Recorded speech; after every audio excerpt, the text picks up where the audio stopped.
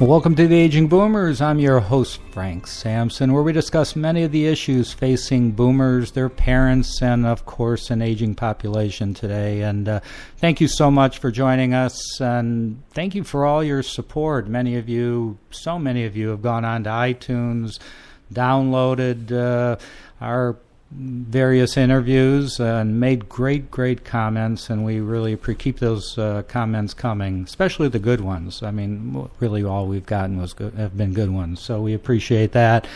And you could also, of course, download the free app on your iPhone or Android phone. Just go in, type in Aging Boomers, and that way you get updated on a regular basis on each of our new shows. So of course, we have a wonderful guest today, but before I introduce her, I'd like to just remind everybody that today's show is sponsored by ElderCareResourcesUSA.com. Information for an aging world. Enjoy on the site informative articles, watch videos, download helpful guides, learn from nationally recognized experts, and connect with key local providers. You can visit ElderCareResourcesUSA.com. If you happen to be in our neck of the woods out here in sunny, dry California, you could go to ECRBayArea.com, or if you're in the Sacramento area, ECRSacramento.com, or down in Southern California, just go to ECRLosAngeles.com and get some great information on local providers and information in our area. So with us today is not only just a wonderful person and a friend, but she's just an expert in the area of hospice. Nancy Proctor is the healthcare community liaison nurse at Memorial Hospice, Hospice of Petaluma, and North County Hospice in Sonoma County. She is certified in hospice and palliative care nursing, has had more than 20 years experience in hospice, and also had additional training from the End-of-Life Nursing Education Consortium regarding geriatric and veterans' needs at the end of life. She recently served on an educational committee for the National Hospice and Palliative Nurses Association. Nancy also helped start a community coalition, End-of-Life Care Alliance of Sonoma County, that came out of the Bill Moyer series On Our Own Terms, whose purpose was to raise awareness about attitudes regarding death and dying in America. Nancy, welcome to the Aging Boomers. Thanks for joining us. Thank you so much, Frank. I'm happy to be with you this morning. Well, I'm thrilled to have you, and hospice is maybe, something people just don't want to talk about, I guess, unless they have to. But, what we try to do on this show is just educate people more. I mean, that's the best thing we could do. So maybe explain to our listeners what hospice is and okay, really what it does provide. Well, I'd like for your listeners to know that in the United States, hospice has been around for about 40 years, so it's not a new thing, though it does seem new to a lot of people. There are about 6,000 hospices in the United States, and last year about 43% of people who died in the United States were on hospice services. So the word is getting out that hospice is a medical specialty. It's a team of experts who know about symptom control and physical and emotional, spiritual support at the end of life. Hospice is here to educate and support the family so that the patient gets the best care in the place that they would like to be. For most hospice patients, that's in their own home. And hospice helps the patient achieve their goal of staying out of the hospital and having a peaceful and supported death in the place of their choice. And that place could be their personal home, it might be a skilled nursing facility, it might be a residential care facility, it might be a friend's home, a child's home, but it's just wherever they want to be, wherever they're most comfortable.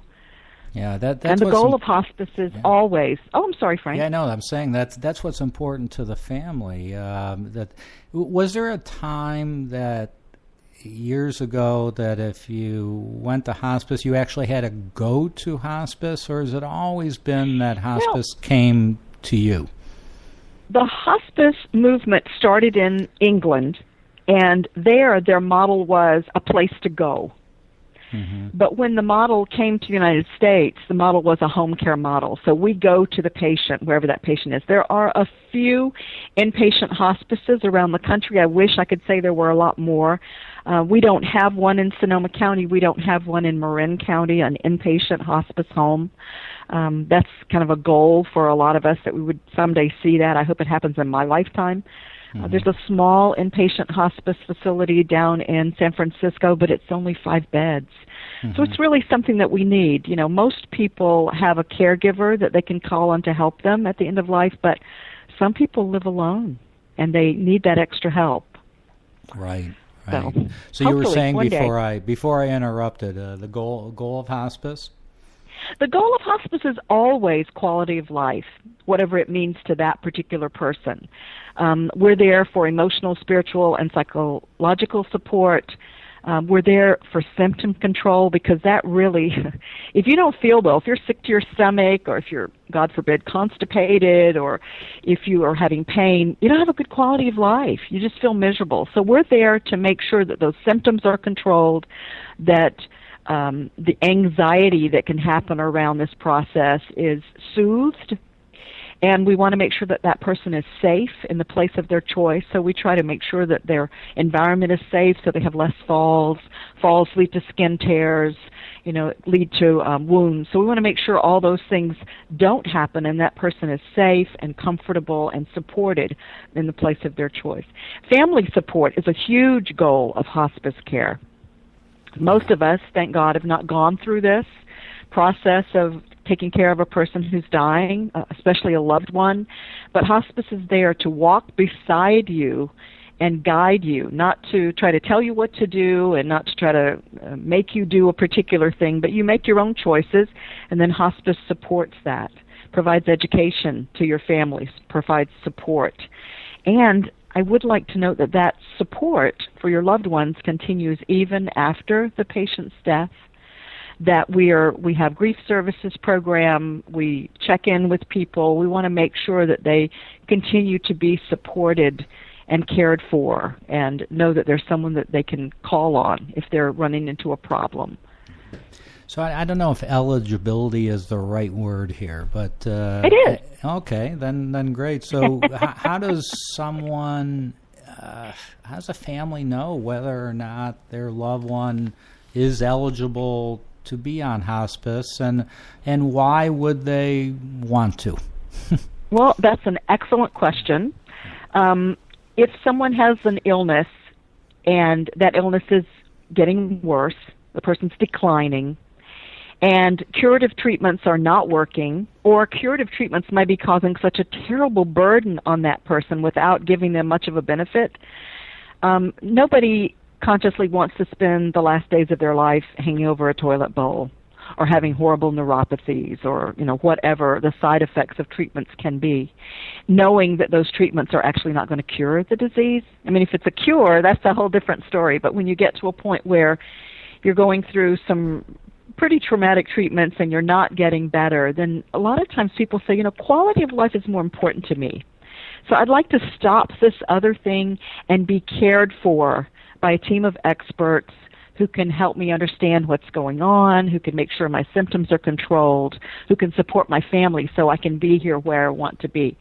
And interestingly enough, there was an article published in the New England Journal of Medicine, it was probably about 2 years ago now, that they did studies on people who were getting curative treatment as opposed to people who were getting hospice care or palliative treatment. Palliative treatment just means controlling the symptoms, and that's one of the things we do in hospice. Mm-hmm. So they found that many people who were undergoing hospice care actually lived longer than the people who were having curative care, because the curative care was causing so much damage to their bodies. Interesting fact, yeah, that's very interesting. Yeah. Yes. So, and as to eligibility, the doctor has to say that if your disease continues the way it's going today, we would expect that maybe you have about 6 months left to live. However, that is an educated guess. And we have many people who are on longer. I lost the statistic, but there were a vast number of people last year who were on hospice services for over 180 days. So, and I personally have taken care of some people who were on almost 2 years. As long as they continue to have a decline that can be documented, they can stay on the hospice service. So that's one of the myths that people have, is that hospice is only 6 months period, so I better choose carefully when I go into it because I don't want the time in hospice to run out before I do. But no, if you are eligible for care as certified by your physician, then you can stay on hospice services as long as you need that help. Yeah, so I was going to ask that. So it's the physician that has to, are they literally ordering it? Are they prescribing it? Are they recommending it? Right. What happens? They send us an order, but I do have to say that overall, they've done a lot of surveys and studies about this. Physicians sometimes are hesitant to bring it up because they're afraid that it will upset the person, that maybe it will cause them to give up hope or, have psychological, emotional problems with hearing that their disease is a terminal disease. So they hesitate to bring it up. And so often people get referred very late in the course of their illness when they could be having this care for many months and their family could be supported for many months. So what we suggest to people is if you think hospice would be helpful to your loved one, ask the doctor. You bring it up. If it's not appropriate, then the doctor will say not yet. And if it is appropriate, then together you can decide that hospice should be called upon, and hospice will come out and describe the service. If it's something you want, then you sign on to the hospice care. It's something that people need to agree to. They need to want to have the care from hospice. We're not in the business of recruiting. Well, I think it's important that people understand, just like you said, I call them hospice graduates. I don't know what you call them, but the ones that go... That's what I call them, too. Yeah. So they go past that period that anybody ever thought, or at least the doctor maybe thought would happen. And that happens all the time, right? It sure does. It sure does. There are a lot of people who graduate from hospice services. So what happens, maybe their illness is really in an exacerbation. They're worse. They're really declining. They come onto hospice, and they stabilize. And they get better. And so we say, great, see you later. If you need us in the future, all you have to do is call us and we'll come back. But you don't need our services right now. We're going to go take care of somebody who does need it. Yeah. So and we're happy for them when they graduate. Yeah, absolutely. What goes in, and I guess you can't necessarily speak for all physicians out there, but generally speaking, you deal with this every day. What goes into the decision-making of the physician? Is it that it's the opinion of the physician that, death may occur within a certain period? Kind of what goes into the physician's decision to recommend it? Right. Well, for a lot of disease processes, it's an orderly procedure. And they know, because they've done a lot of studies about different disease processes. They know, well, if you have this particular disease and you're at this stage in it, then, you're probably going to have this much time left. That's how they make their predictions. Mm-hmm. There is something called hospice eligibility guidelines, and those guidelines are put forth by the National Hospice and Palliative-Care Organization, and they're disease-specific about different things, different markers that should be met when someone is thinking of coming on to hospice services. But in general, it would be if someone is declining, if they're losing function, if they are weak, if they're losing weight. There are different things that you would see that you try to find out what the cause is, and if it doesn't seem to be a reversible cause, then you know that this is part of their decline. And so the doctors are making those educated guesses based on those things. It could be lab tests, or it could be other markers, but they generally have a good idea. But, you're right that there are a lot of times when it looks as though someone's in this final decline, and they pull out of it and they just soar. And it's a wonderful thing. And we're there to support them through that as well and to be happy with them. And I know we're talking much about the individual patient or that person that is going through it, but really hospice is more than that. I mean, you're working with the entire family. Is that right? That's right. That's right. Yeah, and in hospice care, the family, the whole family, and plus the patient, that's considered the unit of care. And I think that's kind of unique in the hospice world, that we do consider everyone, and we minister to the family members and the loved ones in a psychosocial way, and emotional support, trying to help them find out what resources are available, and just to be with them through this, what's often a very difficult process, just because it's so emotional, that letting go of the person that you love. And then we're there to do all of that, plus physical care with the patient. Yeah, because, at least in my experience, and I work quite often, as you know, with families whose loved one has been diagnosed with a form of, some form of dementia like Alzheimer's. I would say the far majority of the cases, that's what I do. And that particular disease is it's way harder on the family members than it is even the individual person. So would you say that even though I know your attention is going to the individual, that you quite often are consoling and working with the family members, sometimes even more often? Yeah, that's an important part of it. And sometimes, the patient needs minimal care and support. Maybe they're not having a lot of symptoms that are out of control, that we don't need to, corral those symptoms. But the family needs someone to just metaphorically put an arm around them and to support them and to guide them and teach them what's happening and just to be with them. It's a very, very big part of what hospice does, and I think it's unique in the medical world.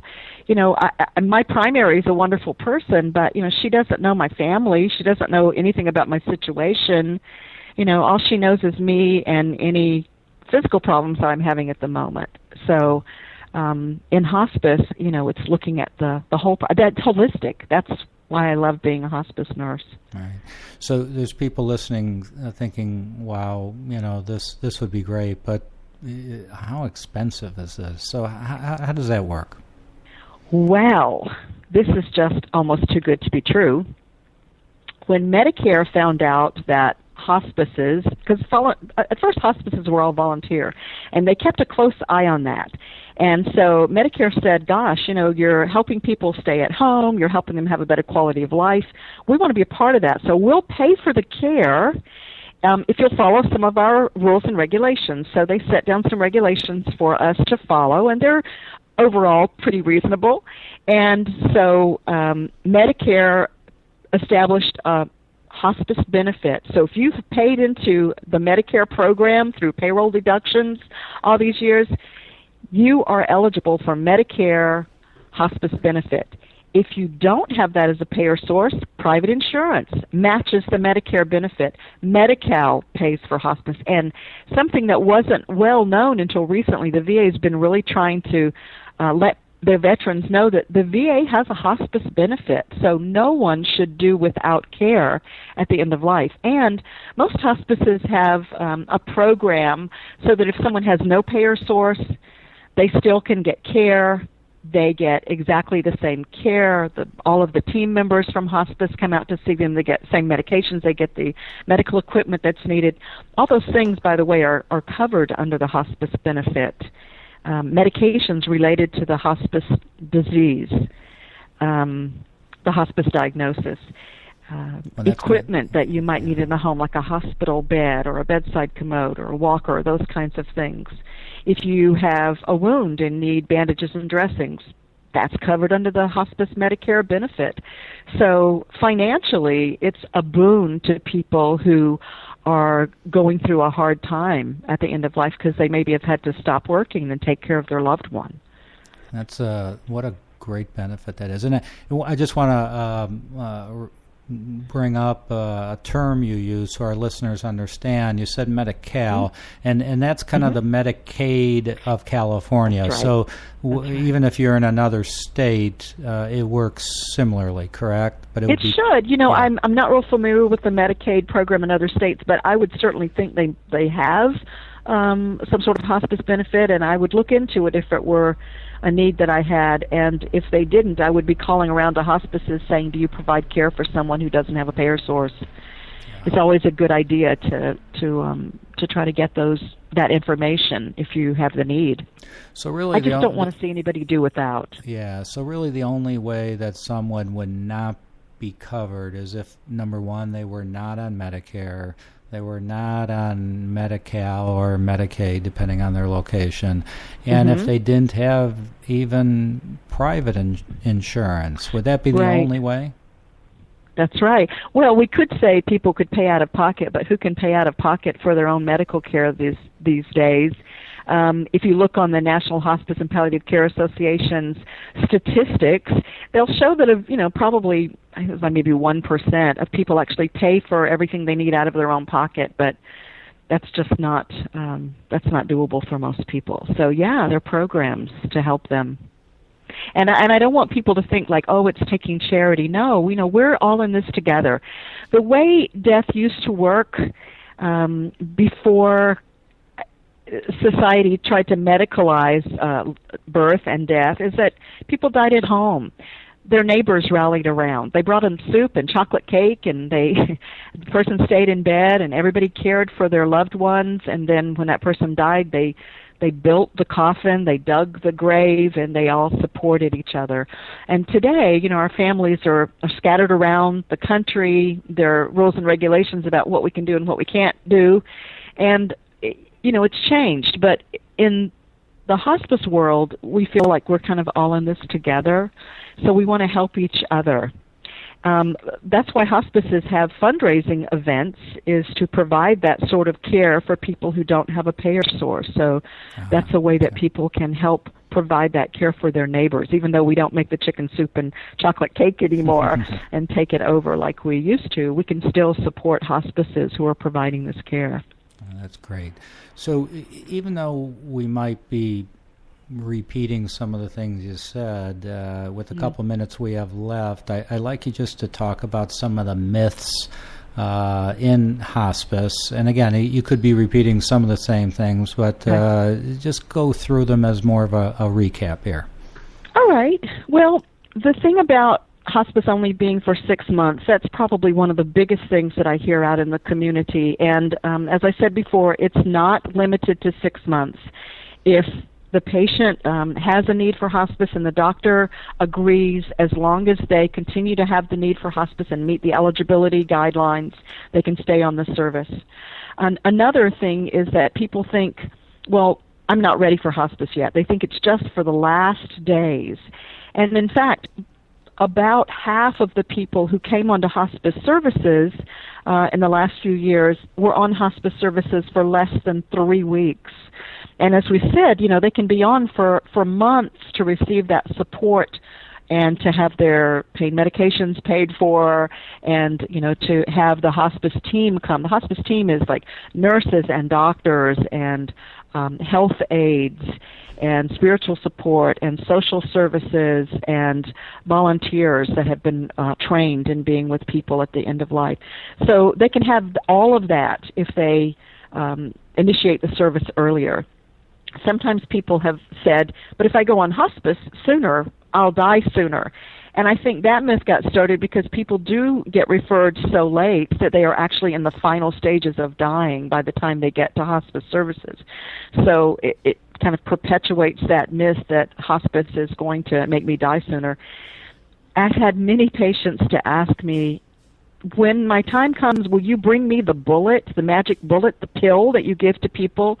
And I'd want everyone to please understand that hospice does not do anything to hasten death. We don't have a magic bullet. We don't have a magic pill.